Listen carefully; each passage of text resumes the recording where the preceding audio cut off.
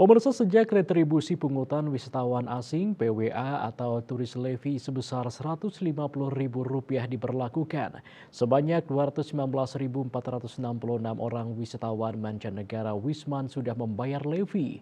Namun demikian, jumlah ini baru 40% dari total Wisman yang datang ke Bali pada periode 14 Februari hingga 18 Maret 2024. Dari 40% Wisman yang taat membayar turis levy, total retribusi yang terkumpul sebanyak Rp39.919.900.000.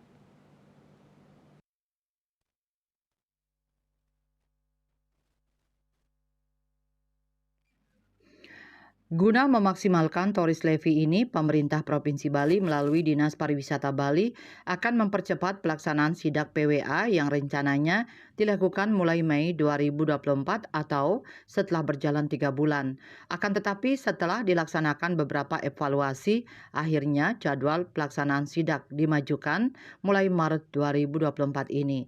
Sidak akan dilaksanakan mulai 26 Maret 2024 menyasar objek wisata yang ada di Bali, antaranya Uluwatu, Tanah Lot, Ulun Danu Beratan, dan juga Tampak Siring. Kepala Dinas Pariwisata Provinsi Bali, Cok Bagus Pemayun menjelaskan, sidak ini sifatnya pengecekan untuk memastikan wisatawan asing yang ke Bali ini telah membayar PWA atau belum. Diungkapkan dari jumlah kedatangan wisatawan asing ke Bali, baru 40% yang melakukan pembayaran PWA. Sejak PWA diberlakukan, wisatawan asing yang membayar rata-rata 5.000 orang per hari. Pemantauan bakal dimulai pada minggu terakhir, tepatnya tanggal 26 Maret 2024 ini, melibatkan semua komponen pariwisata dan juga Pol PP Pariwisata. Pengecekan PWA ini bakal dilakukan pada pintu masuk atau pintu keluar objek wisata sehingga tidak mengganggu aktivitas wisatawan menikmati keindahan daerah tujuan wisata. Winata Bali Post melaporkan.